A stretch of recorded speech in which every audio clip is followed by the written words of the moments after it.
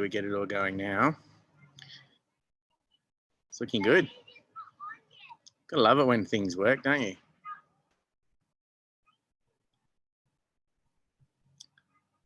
Just loading. I get a bit scared when I see that loading sign, loading. I get a little bit worried about it. Especially seeing our internet's not the greatest out here. All right, we're on. So guys, welcome to this Saturday's virtual tasting. I'm Jeff, I'm the winemaker for Tractorless Vineyard. Tractorless Vineyard, if you don't know, we're a little vineyard down in Southern Highlands of New South Wales. We run the vineyard all biodynamically, and then we run sheep through the vineyard for the whole growing season, which means we use the tractor 60% less. So real sort of sustainable label. We do things like these bottles, for example, we use these low carbon glass bottles. So they're about half the carbon of a normal glass bottle. We then have solar on the roof.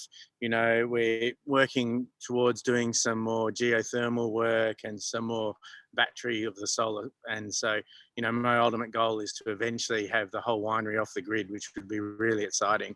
We're a little way away from that yet. There's still some more technologies we need to come by, but we're getting closer and closer every day. Now, guys, if you're joining us on the webinar today, you can, if you look down the bottom of the Zoom, if you haven't used Zoom before, there's a little chat button. So along the bottom there, if you hit that chat button, you'll open up a screen. So if I'm talking about something at all and you want to ask a question, you just jump on that chat box and shoot the question through. And if it all works properly, as fingers crossed it should, I'll see it come pop up on my screen. I'll be able to answer the questions for you. So the thing, we might even get a bit of a sunset today by the end of the tasting. So we'll see how we go, shall we? So we might get straight into it. So the first one we're going to taste today is our Sauvignon Blanc. Now, you guys don't get to see all the labels. You'll see on our notes, there's a creators series and a sustainable series.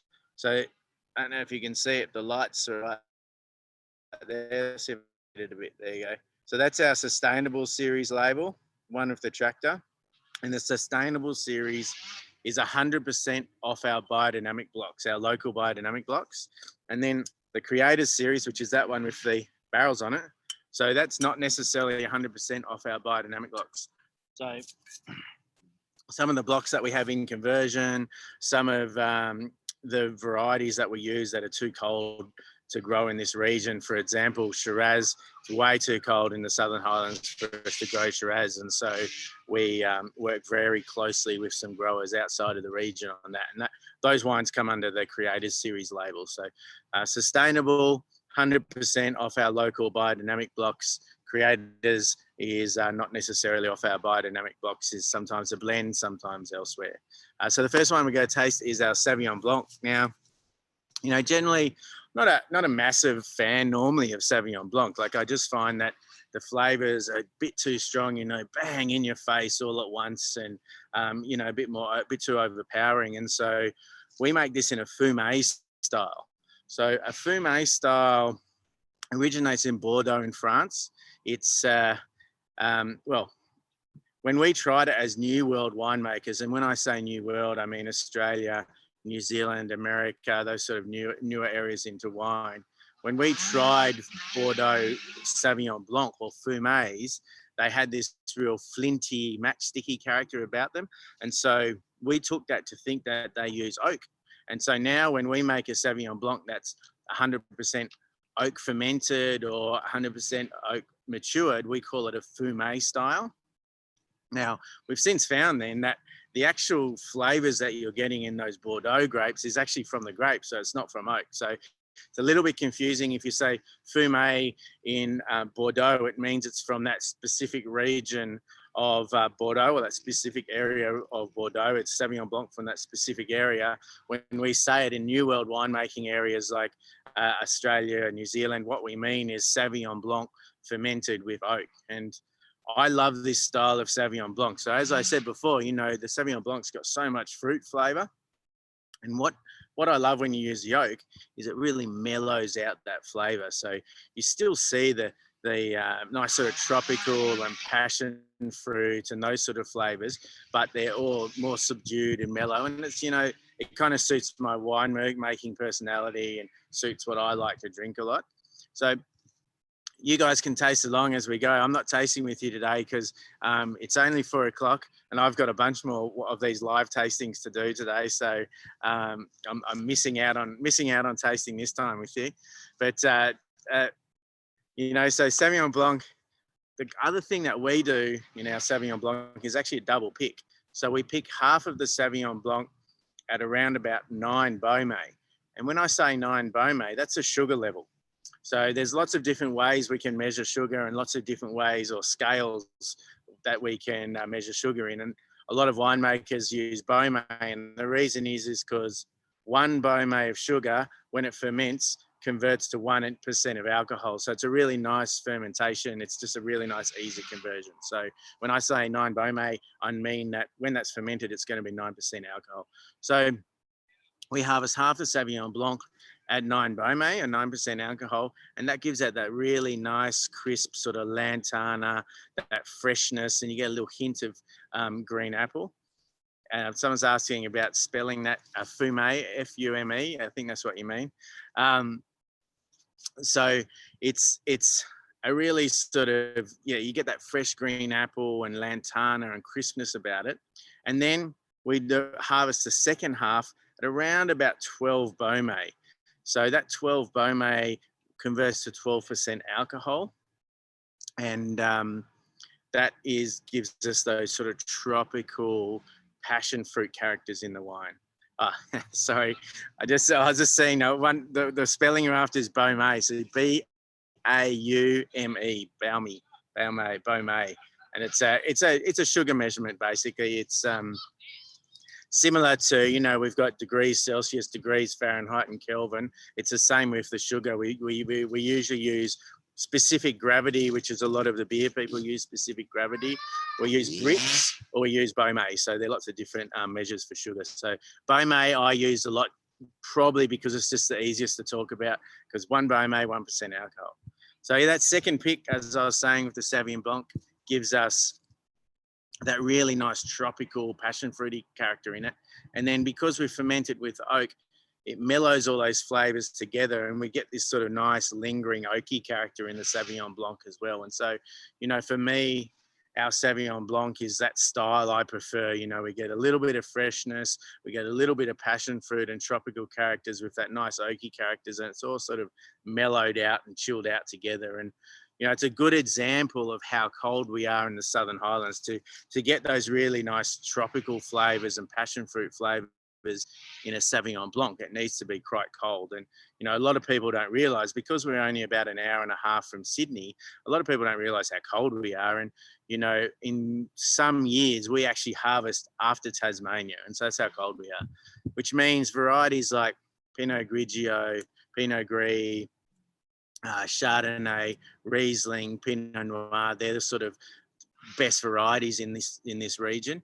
And so, you know, in the Cellar d'Or, everyone comes in, they always ask me, hey, what's the difference between a Pinot Gris and Pinot Grigio?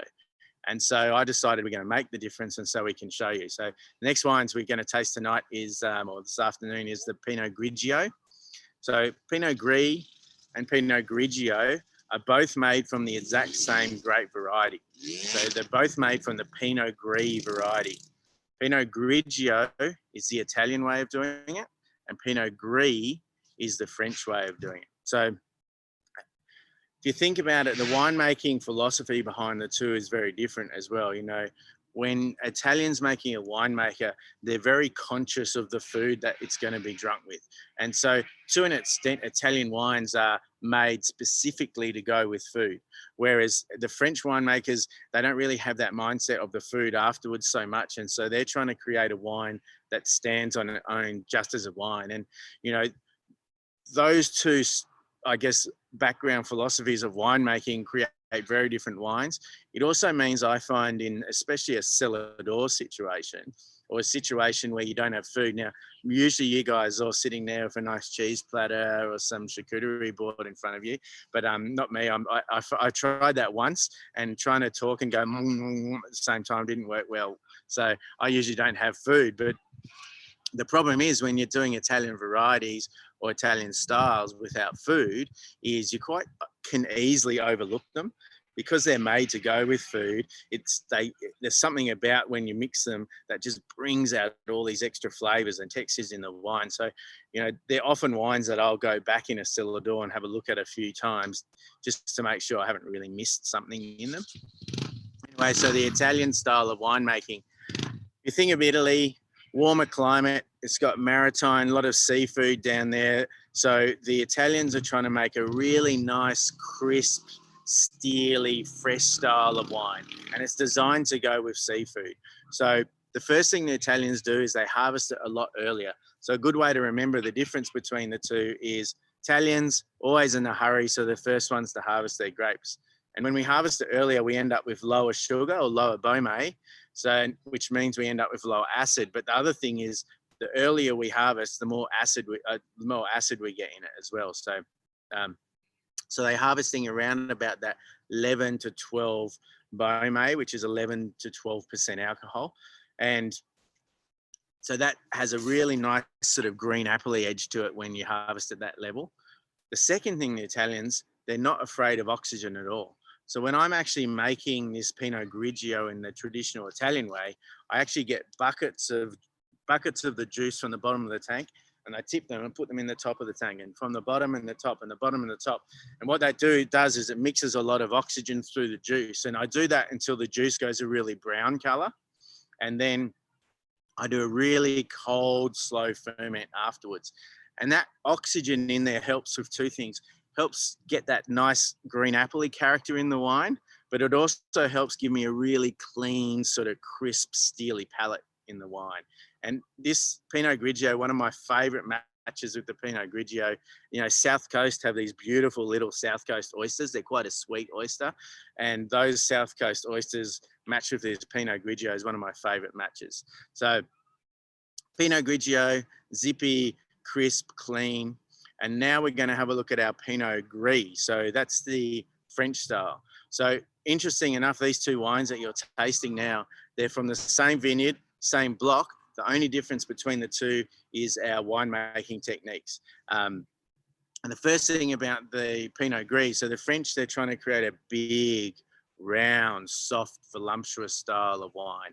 And so the first thing they do is they're harvesting it a hell of a lot riper.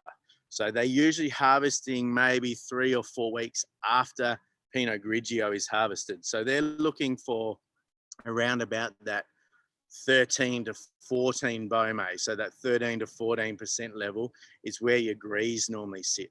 So the first thing they do, they're harvesting a lot later. What that does, and you'll see if you guys have a look at your glass, and if you guys are lucky enough to have the clear bottles, I know I had to change bottles. So some of you have the green bottles and some of you have the clear bottles. If you've got the clear bottles, you'll be able to hold the Grigio and Gris up, and you'll see the Pinot Gris has this really dark sort of bronzy color to it. And one of the things that happens as we ripen the Pinot Gris grape variety, when we get past about that probably high 12 to 13% alcohol, what was a white grape starts getting some color on the outside, and they turn a little bit pink. And when you look at them in the vineyard from a distance, they actually they get this grey color. And so Gris means grey in French. And so that's where the name comes from, is this grey color. But as a result, the French styles, because we're harvesting it a lot riper, we're getting that little bronzy color that you're seeing in that Pinot Gris.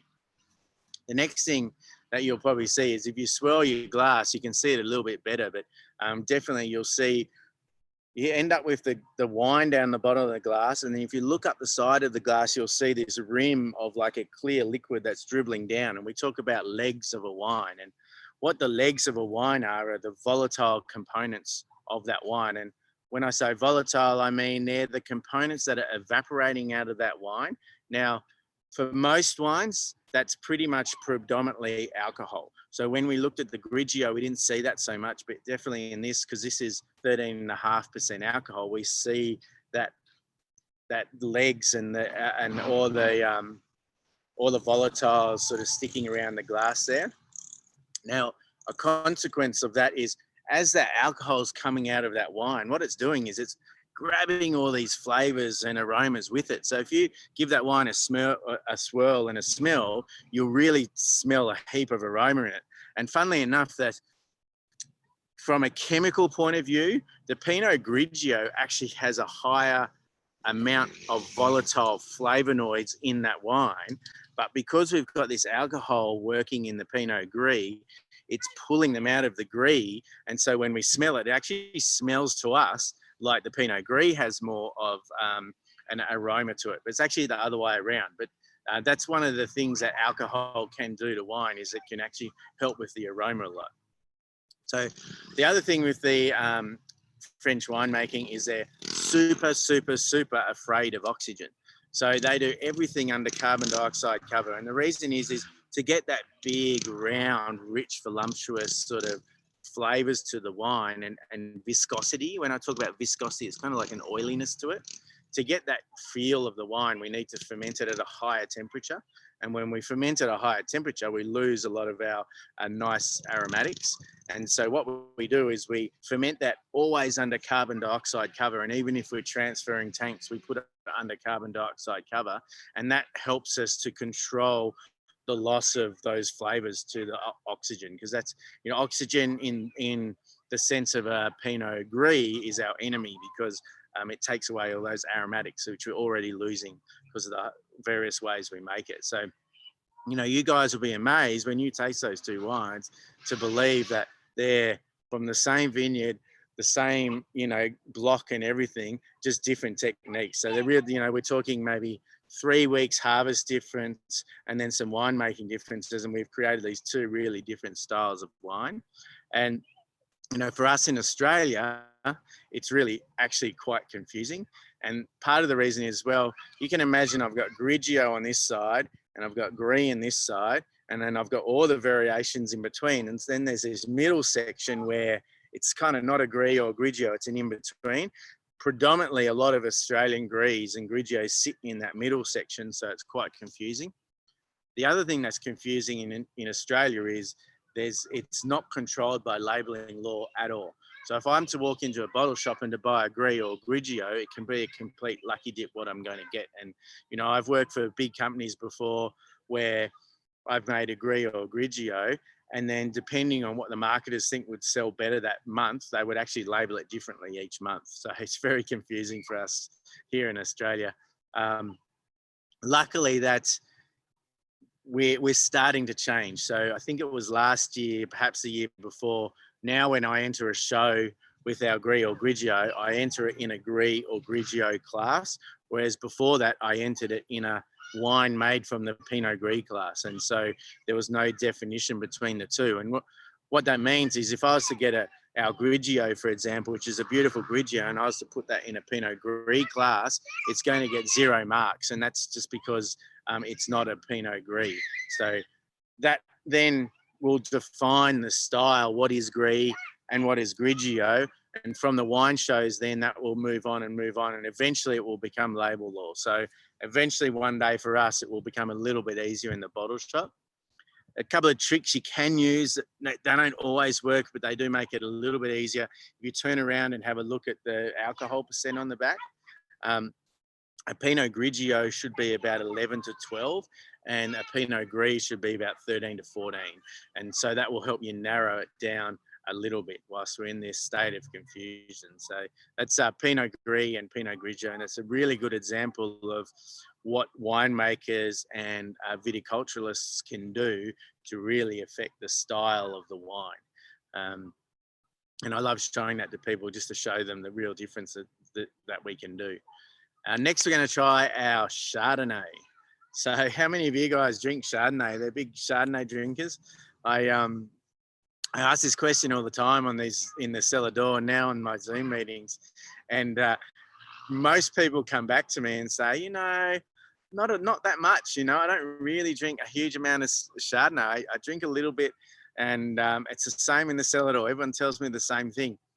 Every year, without fail, Chardonnay is the biggest selling white in Australia and our biggest selling white in the cellar door. So for some reason, I've got this theory that we must all be closet Chardonnay drinkers or something.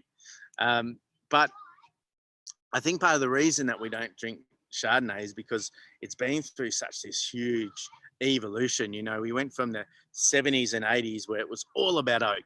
You know, all you could taste is oak and oak and oak. And then we went to the sort of late 90s, early 2000s, where it was all about no oak. So it was all about fruit. And now we're finding this nice balance between the two. And for me, Chardonnay is all about balance. I want to see a little bit of oak. I want to see a little bit of fruit. I want to see a little bit of that buttery flavor, but I don't really want to see too much of anything. I just want to see bits of everything, you know. And Chardonnay from a winemaker, it's a really fun variety to make because it's almost like a blank canvas. So everything I do as a winemaker to a Chardonnay, you can taste it in the end of the wine. You know, things like that Sauv Blanc or that Gris that we tried, those Gris and Grigios we tried, yes, I had a big effect on those styles, but when I do little things to that Grigio or little things to that Gris, you can't change, you can't taste that I've done those things.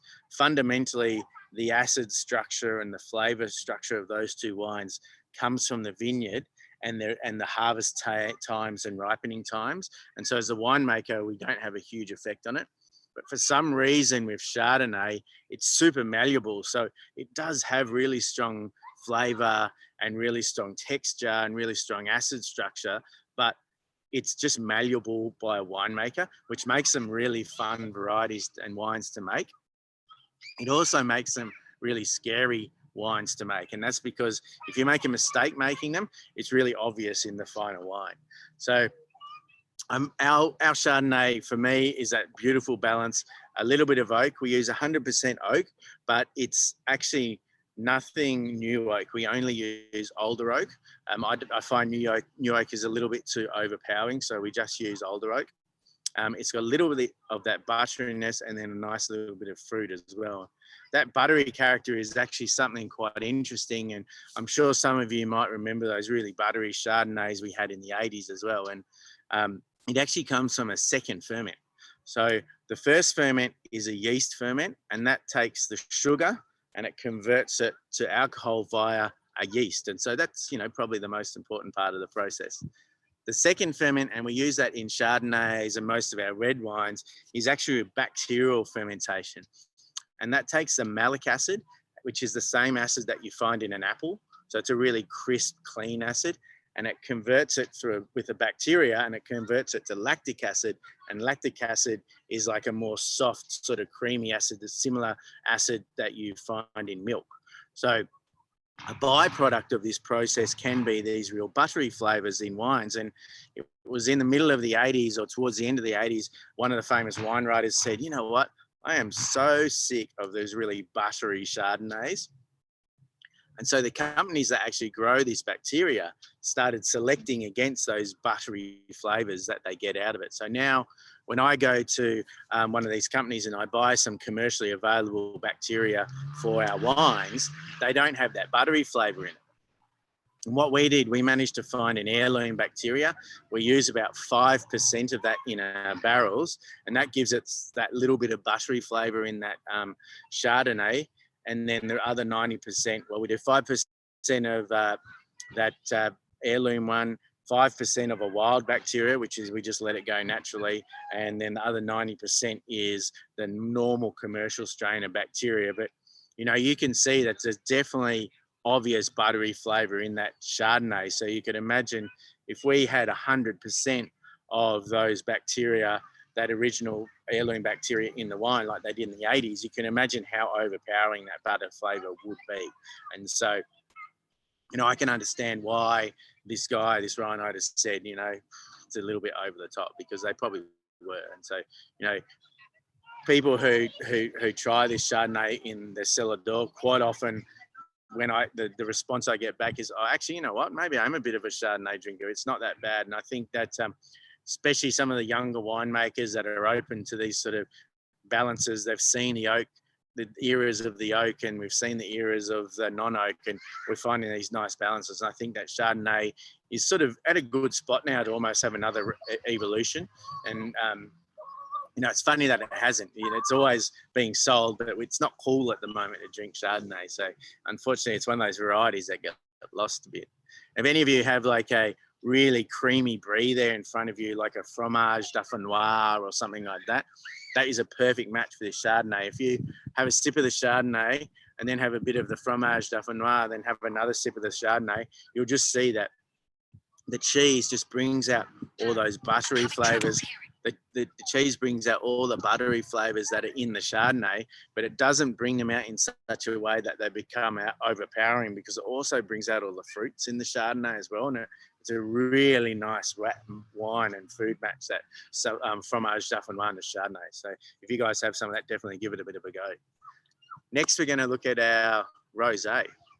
So I didn't bring a rosé bottle today, but I should have actually, because one of the things that's very different with our rosés is that we actually put them in a 500 ml bottle rather than a 750 ml bottle. And the reason we do that is because two people then can drink a bottle over lunchtime and be under the limit still. So, you know, for me, rosé is a lunchtime wine. And so that's why I put it in those small bottles. You know, I always have a glass of wine at lunchtime, and, you know, I love to take a bottle and have a glass of wine with other people as well. But if I've got a big bottle, you know, someone's got to make a decision on who's going to drive and who's going to be over the limit. So the 500 ml bottles were to allow us both to enjoy the bottle at lunchtime. The other thing you'll see in our rosé, when you look at the bottle and even when you pour it in the glass, it's quite dark. It's quite a dark rosé. So it's definitely not what's trendy at the moment. You know, what's trendy in Australia at the moment are these really pale South France Provence style rosés. I've never really been one to follow trend. I'm a huge fan of texture in my wine. So you'll probably notice on the white wines I've already tried, you know, you can smell them, you can taste them, but you can also really feel them in the mouth. You get this nice furriness and texture to them. And so I'm a huge fan of texture. So to get a texture like that in our rosé, we actually need to leave it with the skins and stems for a longer period of time. So a lot of people don't realize if I take a red grape and I squeeze it, the juice and the pulp inside is actually white. So to make a red wine, I have to ferment it with the skins, and that extracts all the color out of it. To make a rosé, I leave it with the skins for a certain period of time until I get the color or the flavor that I'm trying to get. So those Southern France, Provence style rosés, they probably spend maybe 1 or 2 hours with the skins before we press them off, and that gives it that really light color. But as I said, I want to see texture in my wines. And so what I do is when I have the skin sitting with the juice, I taste it every about 2 or 3 hours until I start, it's there on my tongue, until I get this nice sort of furry feeling on my tongue. When I start to see that nice furry feeling on my tongue, that's when I press it off and remove the skins. And it's usually around about that sort of 10 to 12 hour mark. And as a result, our rosé is a lot darker, but it gives a beautiful texture to that rosé. Our rosé, 100% Pinot Noir off our biodynamic vineyards, and the Pinot Noir gives you that really nice sort of fresh strawberry character. So, you know, for me, the rosé was invented somewhere not too dissimilar to this, but sitting on my deck, and I was eating a charcuterie board, and I thought, you know what, I need to make a nice textured Pinot Noir based rosé to go really well with like prosciutto and those lighter meats in the charcuterie board. And so I created this rosé. But you know, the color, people see it quite often and immediately think, oh, it's going to be, it looks a bit like that Mateus. Everyone remember that Mateus rosé, the sweet rosé they used to in Australia? Well, everyone sees it and think it's texture. And, you know, as we go through the wines, what you'll see is these wines are about what I want to drink. And it's been a side project for me, and now it's taken over and it's a bit of a passion project. It was in 2013. You know, I've been consulting and winemaking for 22 years now. When I first finished school, I worked at Clonakilla and then studied ever since then, so 22 years. And it was in 2013, I was contract winemaking down the Southern Highlands. And when you're contract winemaking, you know, my role really is people give me their grapes and they want me to get them into bottle as fast as possible so they can start selling them. And, you know, 96% of wines are drunk within 24 hours of them being purchased. And so that kind of winemaking is quite commercial and quite controlled. And for me, you know, just doing that time and time again, it was getting a bit boring. And so I started Tractor's Vineyard on the side as a passion project, purely just to make wines the way I want to drink them. And I love wines that age a bit in bottle. I love wines with a bit more texture. As such, that's what the wines are. You know, I've kind of been lucky that Australia's palate has sort of evolved a bit, and so now they love that little bit of extra texture and that little bit of extra character in the wine, and so the label's grown and grown, and now it's our main thing.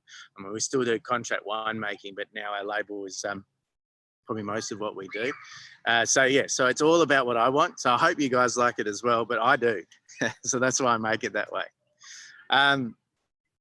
So that's a rosé. Next, we're going to move on to reds. And I don't know, for you guys, you're probably up in Sydney or Canberra or Goulburn. You know, I send these packs everywhere. You know, I've even got people now that are buying them and shipping them to their friends in the United States and in New Zealand. And actually, excitingly enough, next week or the week after, we're about to launch these virtual tastings in California and America as well. So it's pretty exciting. So, Tassie. So someone's down in Tassie. Well, you'll definitely be drinking red wines down there still like we are up here, because it's starting to get quite cold. I'm even thinking about needing to put my jumper on soon out here. But so let's move on to our reds. And our first red we're going to look at is the Lost Flock. Now, this was developed. I was sitting at home. I was sitting in front of my fire and I was drinking a big Barossa red, which I love. I love Barossa reds.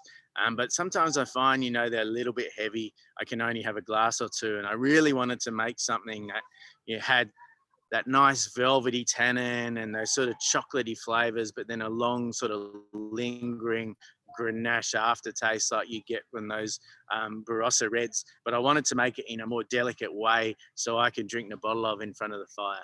And I'm not telling anyone that it's a good idea to drink a bottle by themselves, but that's why I made this wine. So it's essentially a GSM, so it's a Grenache Shiraz Mourvedre, but it also has Merlot and Petit Verdot in there as well. So this is just my soft, everyday drinking, sort of easy red. I love this wine. I drink a lot of it because it is just soft and delicate. I love blends. You know, it's a good wine to take when you're going to a dinner party or a barbecue or something, because you know, some people like Shiraz, some people like Merlot, some people like Grenache. So you bring a blend, then everyone can find a flavor in that wine that they like, and so it's a nice crowd pleaser. So yeah, it's probably one of the reds that I drink the most of. It just is a nice soft red, and we call it the Lost Flock. And it's something special to me. The Lost Flock is the sheep, and for us running our vineyard biodynamic, the sheep have totally transformed the whole landscape for us.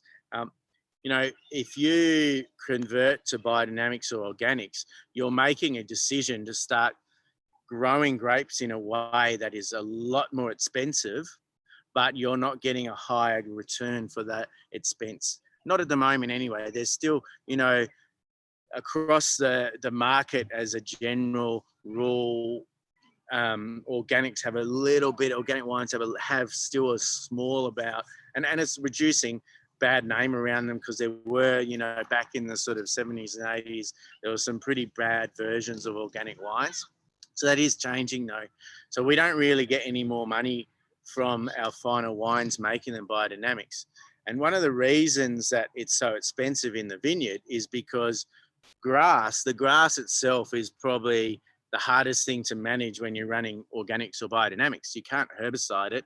And so you spend a lot of time and money either mowing it or cultivating on a regular basis, so it doesn't compete too much with the vines. Now, we originally started experimenting with sheep because we had a caterpillar problem, and the biodynamic philosophy says if you're having insect problems on your land, it's because you don't have enough animals on there. And so that's why we started experimenting with the sheep. And, you know, over time we've had sheep eat a lot of our vineyards. You know, we've tried Dorpers, we've tried Merinos, and eventually we settled on a breed called Hampshire Downs, and they're the little white sheep with the cute little black faces. And the reason is, one is they're shorter, so they can still reach the vines, but they're a lot lower than the Merinos.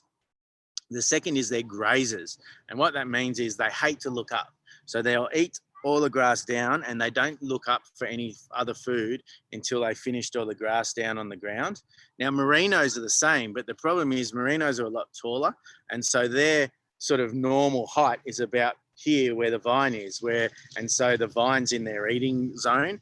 Whereas for Hampshire Down, the normal height, the vine's sort of up here, so it's outside their eating zone, so they don't look up at it. So as long as we rotate and we run them through little we strip graze them through the vineyard, and as long as we keep them moving through, and so there's good grass on the ground, they won't look up at the vines. So all of a sudden, by introducing these sheep, we've solved a caterpillar problem, and we've solved this huge expense of herbiciding and managing the grass. And so now our biodynamic vineyards, our actually cheapest and easiest vineyards to run. And over time, we've been honing our skills even more. And we actually we're starting to use the sheep for more and more things. There's a process we do about every January a year, and it's called leaf plucking. So the bunches hang down like this. And what happens is you get leaves hanging over the bunches, and they're shading it from the sun, and we want the sun to hit the bunches. So we usually pay all these hundreds of people to come and rip those leaves off, so we get this nice sun penetration onto the bunches, and that helps us reduce the disease, and it also helps flavor development in the berries. And what we worked out is if we put the sheep in a block in a very specific time of the year for that grapevine, and then leave them in there longer than when they've eaten all the grass and they start looking up, they'll actually eat the first 2 leaves on the vine for us and do all our leaf plucking for nothing. And so now we've saved on leaf plucking as well. So it honestly has completely changed the whole process for us. You know, we've gone from we made this, I guess, sort of health and environmental decision to run our vineyards biodynamically and take the extra expense, and that's just, we decided that was worth it for us. And we've now taken that, and now we're running it biodynamically, but it's actually cheaper to run because of the sheep, like a lot cheaper, not just a little bit. We now have 2 extra incomes off the exact same block, so we can sell the wool and we can sell the meat. So we have completely changed the landscape of a biodynamic vineyard. And, you know, I'm a big believer, and already I get a lot of emails and a lot of interest in how we're doing it and the techniques we're using from bigger and bigger producers around Australia. And I'm a big believer that, you know, over the next 10 years, we'll see some of these, you know, bigger companies really converting into this sort of biodynamic and I guess it's a permaculture idea, because we're using the animals and we're losing a lot more variety in the vineyards. And so the third thing about the Hampshire Down sheeps are they're roamers, they're not flocking sheep. And so what that means is, if I have things like merinos, they flock together, and we end up with these little sheep camps and these sheep tracks. So you want to say hello to everyone? This is my daughter. She's just come to join us for our virtual tasting. So don't you love the joys of doing this virtual tasting? It's really, Daddy's doing some work. Daddy, no, someone's been to my. Okay. Well, hey, so Hamish, your brother's over there. He'll come and help you, okay? Hamish over there. Sorry, guys. Gotta love it. Don't you just love a live virtual tasting? That was my daughter, Saskia. And she is learning about winemaking already. She often comes out and helps in the vineyard and in the winery. So I was talking about the sheep. So they're roamers. And what that means is, when I go out into the vineyard, the sheep are spread out across the whole vineyard. They're not in little camps and they're not in tracks. And so that helps with our compaction. It helps with these sheep camps, helps us spreading the manure. It's really great for the vineyard. It's a nightmare when I go to shear the sheep every year, because I always miss 2. There's always 2 hiding somewhere. But the sheep spread out the whole vineyard reminded me of the wines in the winery, because I stack everything according to their variety. So all the Shiraz together, all the Merlots together, all the Grenaches together. So when I made the Lost Flock, I had these piles of wines, these piles of wine barrels around the whole winery. It reminded me of the sheep being around the whole vineyard. And so that's why we called it the Lost Flock. It's a very long story on why we call it the Lost Flock. But, you know, for me, the sheep have like really changed our lives. And they're really, really important part of what we do now. You know, we're not just a biodynamic vineyard. If you ask me the importance of biodynamics in our sheep, I'd almost say they're 50-50, because they are that important in the way we run the whole system and the way the soil structure works, and the way the diseases and pests work, that they're you know, it's a really important part of it. So that's why Lost Flock is such a special wine to me. Next, we're going to have a look at our Pinot Noir. So this is probably not the wine I drink the most of, but it's by far my favorite. This is my little baby, so to speak. And Pinot Noir is similar to Chardonnay because it's quite a light sort of red variety. Everything we do as a winemaker is very obvious in the final wine. And so, yes, it's scary to make. It's often seen as a sort of icon of winemaking. If you can make a good Pinot, you know, you've made it, sort of thing, because things like Shiraz and Cabernet and those varieties, the flavors are so strong that you can cover up a few little winemaking mistakes you make along the way. But unfortunately, with Pinot Noir, that doesn't work so well. Now, you know, we in Australia and, you know, down in Tasmania would be used to drinking a lot of these beautiful, delicate sort of style Pinots. And, you know, I always say that they remind me a little bit about ballerinas. They're, you know, light and delicate on the palate, but at the same time, they're really complex and interesting. And, you know, I love those styles of Pinots, but this Pinot is not that style. This is based on a really old school, funky Burgundian style. So we use heaps of whole bunches. We leave them with the whole bunches for, you know, probably an extra week or two after the ferment's finished. And what that means is we're creating a wine, and the whole idea of this, of the Pinot, is to age it. I wanted to make a Pinot that aged and aged and aged, just like a famous Burgundian Pinot does. They get these beautiful cigar boxy forest floor characters to them over years and years. And so that was my aim, was to make a Pinot with that aging ability. So when you use this technique that they use with the stems and the skins and whole bunches, what it does is it actually gives a heap of bitterness and resiny character to the wine early on. So when I first put this in the bottle, it's almost undrinkable. It's bitter.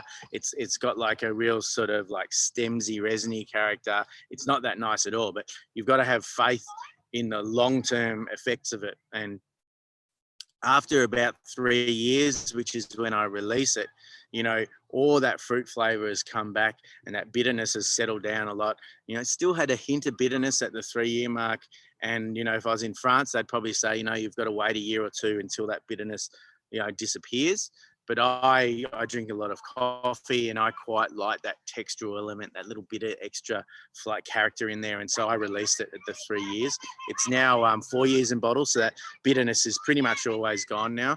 And I love this wine. It's just a big, old school, funky Burgundian style, which is my style.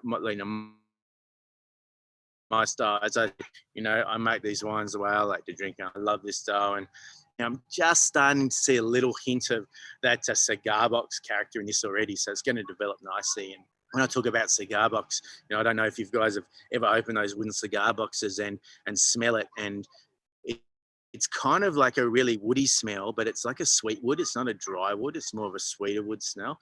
And, you know, that this style of wine is so big and complex early on, which is just the whole reason of that is so that it's going to age, and it's going to easily age 20 years plus without a doubt. There's this, you know, we're already 4 years in bottle now, and it just tastes like still a fresh young Pinot, and it's just a big style Pinot. And so it's got huge cellaring potential, this one. And, you know, I guess for us, one of the difficult things to really get a grasp on is how these old school winemaking styles, like this Burgundian style, is going to age over a long period of time under screw cap, because screw caps are quite new in the you know, in I guess in the winemaking world. And for me, I think it's actually going to age better. It's in the early stages, I think we'll find that that if this wine was under cork, we probably would have found that bitterness and that harshness that was in the palate would have gone in probably 2 years instead of 4 years. But we would have lost a lot more fruit in that period of time. So I actually think under screw cap, this style of wine is going to develop and last a lot longer. So for me, I mean, easy 20 years plus I'd put on this wine. But it's like any of these wines. Any of these wines, it's an educated guess. The number of times I'm drinking wine with a master of wine, and wines that we think are going to be great are not good, and wines that we think are going to be terrible are great. We can have an educated guess. And someone's asking about the effect of cork. So there's a couple of effects of cork. One is cork lets in oxygen, and that's probably the biggest effect. A screw cap is 100% guaranteed no oxygen getting into that wine. So that has a dual effect. So when you're making wine with these old school European styles, when you're putting them in bottle, quite often they've got a lot of texture and to an extent bitterness to them. And to soften out that bitterness and texture, they need to get a little bit of oxygen or have more time. And so the cork helps in the fact that it speeds up. And we'll talk in a couple of wines time, we're going to look at the Cabernet, and we'll talk about some tannins. And I talk about polymerization of tannins, which is the lengthening of a tannin. And a short tannin is that sort of hard, bitter tannin. And a long tannin is that soft and velvety tannin. So one thing that corks do that's positive to these styles of wine is it speeds up that process to give us that long tannin. And the little bit of oxygen helps do that. So if we have too much oxygen, it destroys the wine. If we have a little bit of oxygen, it can help the wine soften up and help certain things in the wine. And it's the same with an oak barrel. When we age in an oak barrel, the size of the oak barrel is perfect for wine. It lets in just amount of oxygen to help things soften out and mature, but without changing them to oxidize. If we had bigger barrels, we wouldn't have enough oxygen. If we had smaller barrels, we'd have too much. So, we're talking these barrels are, depending on the wines you make there, the difference is 228 litres and 225 litres. So that's how precise the differences are. And you notice a significant difference in a barrel. So cork is similar. They let in a little bit of oxygen, but not too much. Under a screw cap, that same wine, it still goes through the same process of lengthening out the tannins and softening up, but it takes twice as long. But at the same time, because we're not getting any oxygen in there, we're not losing any of the fruit flavour. So what we find under a screw cap versus under a cork, and I remember at uni, I actually was probably one of the first people to hold a Pinot Gris and it was a Riesling actually. It was a Riesling under cork and a Riesling under screw cap, and sell it across my uni times, and I had to do a big write-up on it. And the difference for the exact same wine was huge.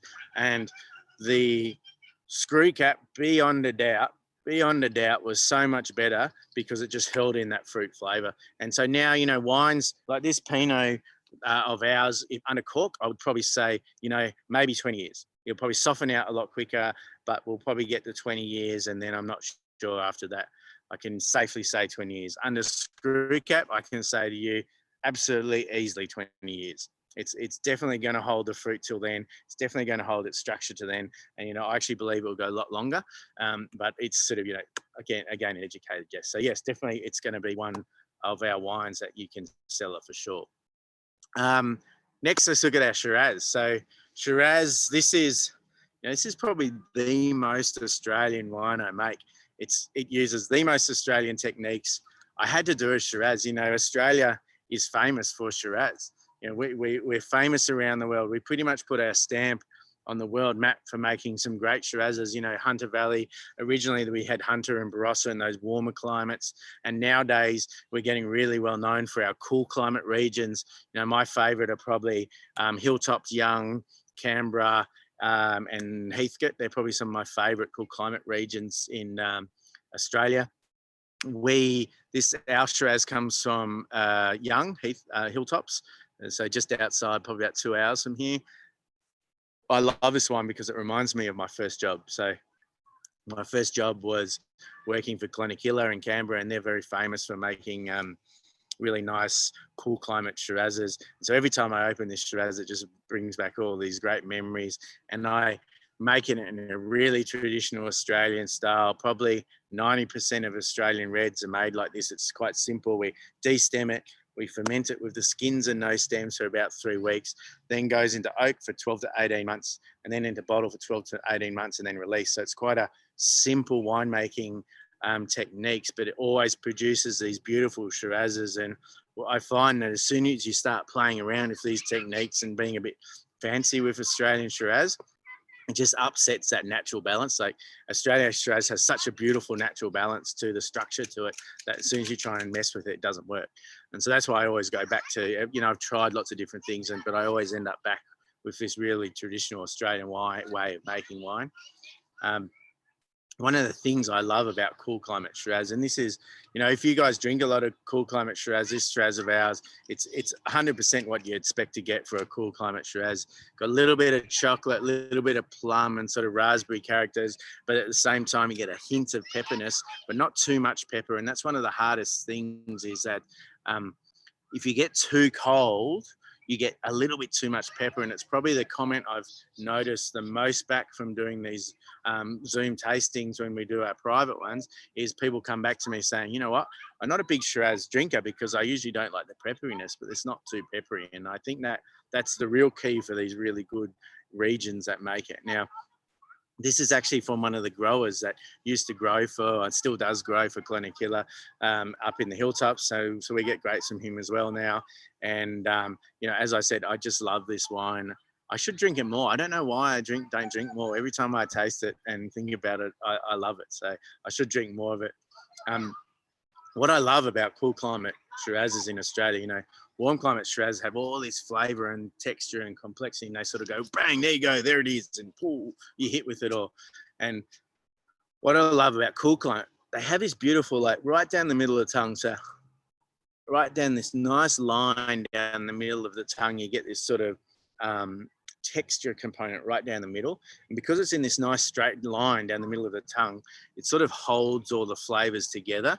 And so when you drink a cool climate Shiraz, for me, it's got all those flavors and textures, but because of this structure, it's sort of just slowly handing you those flavors as it goes through the mouth. And I just love that experience that these cool climate wines give you, and the cool climate Shiraz. So, you know, really, I had to include a Shiraz in our lineup. And so that's our Shiraz, but quite enjoyable. I like the Shiraz.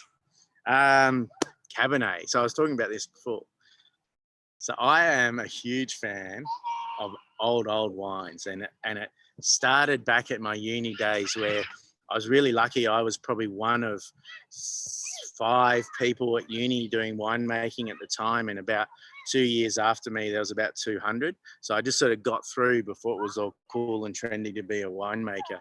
And which meant my lecturer, who was teaching me about wine tasting and different types of wine, is one of the masters of wine. It means that he could bring in a bottle of wine that he only had one bottle of for all of us to taste, because as soon as the classes got bigger, he had to make sure he had like 10, 20 of those bottles. So I was really lucky to try some really interesting wines. And he brought in this wine that he was down in Adelaide, and there was this pub being ripped down or renovated, and he looked into the skip and he saw this little half bottle in the bottom of the skip, and he jumped in and grabbed it out to have a look at it. And he brought it to uni, and it turned out to be a 1956 McGill's Burgundy. So McGill is now the Penfolds Vineyard. So this is Penfolds pre-Penfolds. So really cool that we got to try this wine, and the flavors just blew me away. And, you know, when you talk about really old wines, the flavor descriptions you use sound terrible. You know, the flavor descriptions are sort of soy sauce, fish sauce, composting sort of fruit flavors, but they just taste so amazing. And it's this combination of savory and fruit sort of flavors that work so well. You know, it's similar to the first time I had a chef friend of mine. He made me French toast with banana and bacon. I thought, banana and bacon? What's going on here? This doesn't work. Sweet and savory, but you know, those flavors together just work so well. And it's simmering these really old wines. We get this beautiful combination of fruity and savory characters. So when we're making a wine to age, there's two things that are really hard. The first thing is, if we have a normal wine that has a fruit level of here, and that savory level is sort of nothing when we start, or very low. And over time, the savory comes up and the fruit levels drop. And we get to this sort of middle ground here, which is the premium drinking. And so that might be around, 10, 20 year mark. So if we want a wine that's going to age really well for a long period of time, we're talking 50 years here, we need a wine that's got fruit levels right up here. And so by the time those savory levels and fruit levels level out, they're out about here, which is around about that 40, 50 year mark. And that's when and you can see, because they're here rather than here, we've got twice as much savory, we've got twice as much fruit. And so we've got here really interesting, good, complex wine to taste when it's aged. The other problem that you get with aging wines is it's called cracking up. And if you've ever tried a really old wine that's cracked up, it's a really good description for it, because when you put a wine in your mouth, it sort of fills the whole mouth. When a wine's cracked up, it gets this like crack down the middle of the mouth. It's got no real flavor or texture in it. So the first time I tried it, I was like, that is the best description. But, unfortunately, I probably only tried one in my whole 22 years of winemaking. I've only ever tried one wine that was really cracked up and it had that really good description to it. But that is a result of the tannin structure in the wine not being enough and falling out. And I talked earlier about this polymerization of tannins. So let's imagine when I bottle a young Cabernet, for example, I'm bottling this Cabernet with 100 of these short tannins. And those short tannins are those ones that are a little bit grippy, sometimes a little bit bitter. When you have a young Cabernet, sort of a little bit chalky character, that's a short chain tannin. And so when I age that bottle of wine with 100 of these short tannins, those 100 short tannins join to 50 long tannins. And those 50 long tannins are nice and soft and velvety, and that wine's tasting pretty good. And then those 50 long tannins join into maybe 25 even longer tannins, and those tannin structures are really nice. But the problem is we now only have 25 of these tannins in that bottle when we really want 100 of these tannins, but we want 100 long ones. And so that's when a wine cracks up, is because we run out of this tannin structure in the wine. So how the French got around this, and I actually have no idea how they figured it out. Bordeaux is probably famous for making reds that age really well. And they created this technique they call post-ferment maceration. And that's what we used in this Cabernet. And what it means is, normally when we ferment a wine, the skins and the stems stay with the ferment for 3 weeks whilst it's fermenting, and sometimes a little bit longer. To this date in Australia, the longest I've ever heard of is about 3 months. We put this Cabernet for 18 months with the skins and stems. And so this is proper old school French Burgundy, Bordeaux style post-ferment maceration.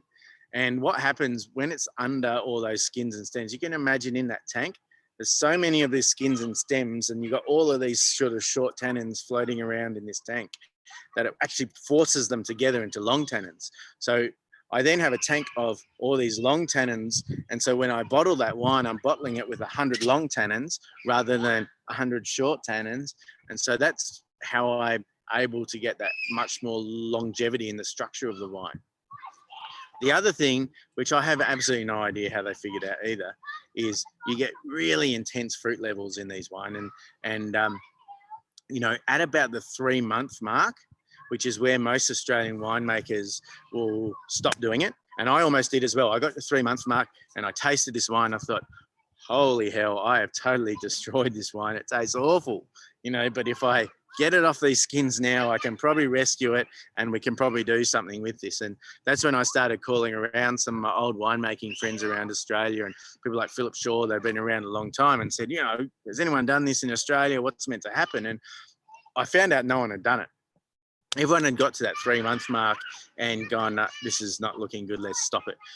But the textbooks and what I've heard from the technique in France say, well, no, it's fine. You just stick with it. And so I decided to stick with it, and we just stuck with it and stuck with it. And, you know, I put it in a barrel and geez, it didn't taste good. And I put it into bottle and geez, it wasn't that good. And I waited and waited. And after 18 months in bottle, the wine totally transformed. And all of a sudden it was like, bang, all this fruit just jumped out of the wine. And, you know, for me, like I said with the Sauv Blanc at the beginning, I hate these really fruity, in-your-face wines. And this Cabernet had all of a sudden become a fruity, in-your-face wines with these really sort of velvety tannins to it. And when that would have been about the 2-year mark, when that first happened, 18 months, 2 years, you know, I really didn't like the wine. It was really too fruity. And you still see it now. So this is now 4 years in bottle. This has been 4 years in bottle now. And that fruit flavor has come down a little bit, but we still get really intense sort of cassis, tomato leaf, capsicum sort of characters in this wine. For me, I can now drink this wine. The fruit levels have sort of softened enough, and we're just starting to get a few savory characters coming in for me to drink it. But I actually probably am not personally going to drink this wine for another 10 or 20 years time. And you know, it's doing exactly what it's meant to do from a textbook purpose for a Bordeaux aging red. And I hope it keeps doing it. You know, I can't tell you if it's going to, because as far as I know, I'm probably one of the first people that have actually made this technique to this level in Australia. And whilst it works in France, we don't know whether the chemical makeup of Australian fruit is exactly the same and the textures are the same. So in 50 years time, I'll be able to tell you if my little experiment works. But so far, it's looking great. You know, the taste of this, what will happen over time is that really intense sort of cassis and capsicum tomato leaf, that's going to settle down. And so that will become more of a mellow flavor. At the moment, I still find it a very obtrusive flavor in the wine of those fruit flavors. So those flavors will mellow out a lot over time, and we'll start to get some more and more of those bottle age characters, those more savory characters, which at the moment I can only really just get hints of them, which is why I say for me, it's probably another 5, if not 10 years before I'm really going to start drinking this wine a lot more. You know, it's a lost art, I think, in Australia and in a lot of the world, aging wines, and there's flavors that you get in aged wines that you just can't get any other way. And so we actually will start holding, we do already hold back a lot of our wines when we've got 1 pallet left or something like that, or half a pallet, depending on which wine it is. We stop selling it and we hold it back, and I hold those back because our plan is in the next 5 or 10 years to really develop our wine club, and we're specifically holding those wines so I can actually share those aged wine experiences with other people, because it was really changing for me to, luckily I've been experienced to a lot, and I think a lot of people miss out on it. So that's our post-Mac Cab Sauv. So something exciting. One more. You know, 10 wines for a little winery like us, it's a really big range, but I probably have another 10 or so wines that I wasn't able to send out. We do a lot of sparkling wines and that sort of thing. I can't put them into the small bottles. I am planning in the next few weeks to do some sort of sparkling tasting, and I think it's going to have to be like getting 6 bottles and then doing 1 bottle a week or something, because we don't want to open all the bottles on one night, because we don't want it to go flat. So I'm definitely not going to waste that much wine. So we've got one more. So this is our 8,000 vintages, and this is something really special and something quite interesting. So the oldest record of winemaking in the world comes from a country called Georgia in Eastern Europe, and it's dated at 6,000 BC. So that's pretty amazing. That's 3,000 years before Egypt. And in Georgia, they make this famous red style they call Kinsmorale. And I was lucky enough, I spent 7 years consulting in Georgia. And I'd do 6 months there, 6 months here for 7 years. And so this is my homage to the history of wine. This is a homage to Georgia and the people, and it's an amazing place. And so this is our Australian version of Kinsmorale, which we call 8,000 vintages. And when you taste this, my way to describe it, you know, it's kind of hard. Like when I describe it to most people who've tried Kinsmorale, I'm like, it's a Kinsmorale. And they're like, oh yeah, it is. It's exactly a Kinsmorale. If you've never tried a Kinsmorale, they're almost like a light port. You get that sort of really nice berry, fruity character from like a ruby port, and that really deep complexity in tannins, but without that intense sort of alcohol character as well. You know, this 8,000 vintages, Kinsmorales, I think are a really good match for that really smoky American style barbecue, or a mature cheddar, or like a really dark chocolate are great matches with this wine. But you know, it's something that's really unique that you probably haven't tried before. And I hope we sort of develop some of these styles more and more in Australia. So that's our 8,000 vintages. So guys, that's all our wines for today. I hope I didn't get distracted too much. I hope kids and motorbikes and all the things that are happening out at the farm here weren't too distracting. You know, really, you get a feel for it though, don't we? Hey guys, please spread the word about our tastings. I'd love you guys to all follow us on Instagram and Facebook, because, you know, I think we're just going to be doing more and more of these virtual tastings and virtual experiences. I want to do some like tours of our vineyards and talk about the biodynamics a bit more. I want to show people about, you know, I spent a lot of time working for Chandon, and we actually, all our sparkling wines we make by hand. And so I really want to demonstrate some of our sparkling techniques. You know, so many things that I want to show people that, you know, a lot of it I did get to show people a bit in the cellar door when we were allowed to do tastings, but there's a lot of things I didn't. And so these virtual experiences have really opened up a you know, I guess an avenue for me to show all these things that I'm really passionate about in winemaking. Sometimes you have to put up with me getting a bit sidetracked with some big long story or something, but I hope that's not too bad. You know, it's a shame. Yes, I have attempted to rebottle, because these bottles you get, I've got our big bottles, and I'm literally pouring thousands and thousands of these big bottles into little bottles for you. And we have experimented a bit trying to do something with the sparkling wines, but as soon as we open them and pour them, we just lose too much of the gas. And so we just haven't been able to work it out yet. We have though, since doing these virtual experiences, we are now, every time we do a new bottling run, we're actually bottling wine specifically into small bottles at the time. So this will actually 100%, we're going to be doing small sparklings and everything moving on. But at the moment, we just, well, you know what it's like these days with the corona. Every day is different. We're trying to work out and stay afloat of the whole thing. So, guys, please do stay in touch and follow us. You would have got some links with your emails and your packs, and you send out to our various pages, but also to our online shop. Love you, of course, to buy some wines. Don't be confused that it diverts you to a bottle shop. That's because, you know, I'm great at making wine and that sort of thing, but not so great on the whole technical side of the websites and that sort of thing. And so we're associated with the bottle shop. We're using their online shop to do all our orders, and they just send them through to us. So don't get confused with all that. So guys, thanks very much for joining me tonight. I do this every Saturday. I do try and change it a bit. If you've got a group of 10 of you or more, I actually do private ones, so we can get on live Zoom and it's a little bit more interactive. We can chat. I did try that a few times the first time, but I think the session went for about 3 hours because of all the questions. And then every time someone asked me a question, I had a big long story to go with it. So guys, thank you very much. Enjoy the rest of your Saturday night. I hope to see you again soon. And guys, if you have any questions, please shoot them through on an email, shoot them through on an SMS or on this text message. So I'm going to leave you on the video and the audio, but I usually try and leave the messaging thing going a little bit longer, just in case anyone has any questions. So guys, thank you for joining me. Yes, if you have any questions about groups or anything, just shoot me an email. Our email, hey, look, you know what? I can even send you our email address. How cool is technology? But it's basically wine@tracklessvineyard.com.au. So there you go, guys. Oh, whoops, except I spelt wine wrong. That should be wine. Shall I try that again? I'll just put wine.